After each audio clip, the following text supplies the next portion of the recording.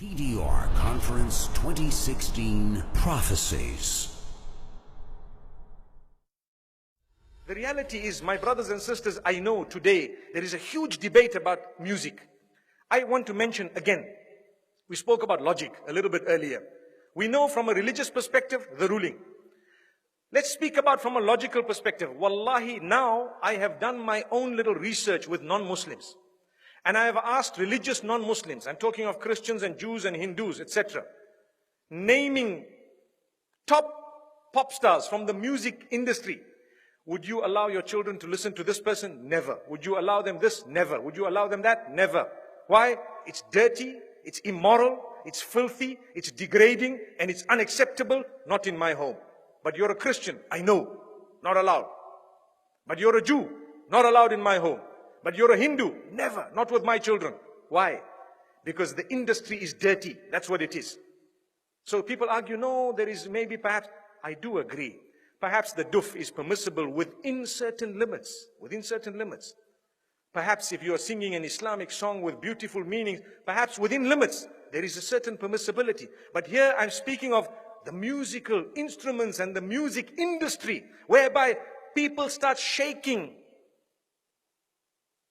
I don't even know what. It comes naturally. They say it's natural. It's not natural. It's shaitan's way of controlling you.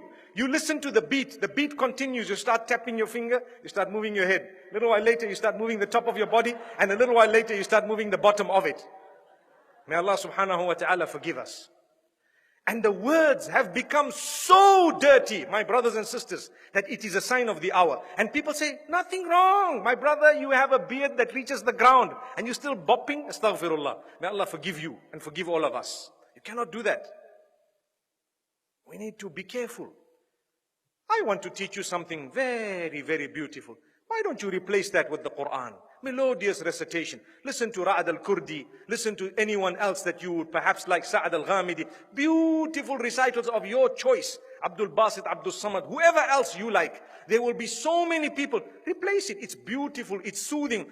Go onto YouTube and check how the non-Muslims reacted to a survey or a little test, an experiment that was done where they were told to listen to this Quran without knowing it's the Quran and comment about it. Wallahi, now in Europe, the test was done recently and a lot of them say, it's so calm, it's so cool, it's so soothing. I feel spiritual. Go and listen to the answers. It's there live for everyone to see.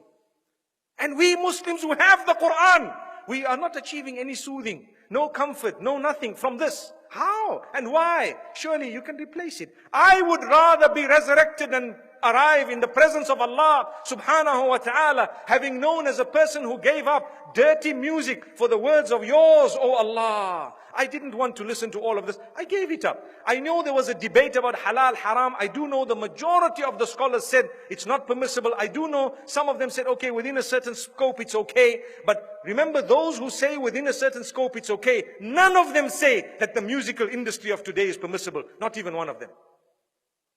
Remember that.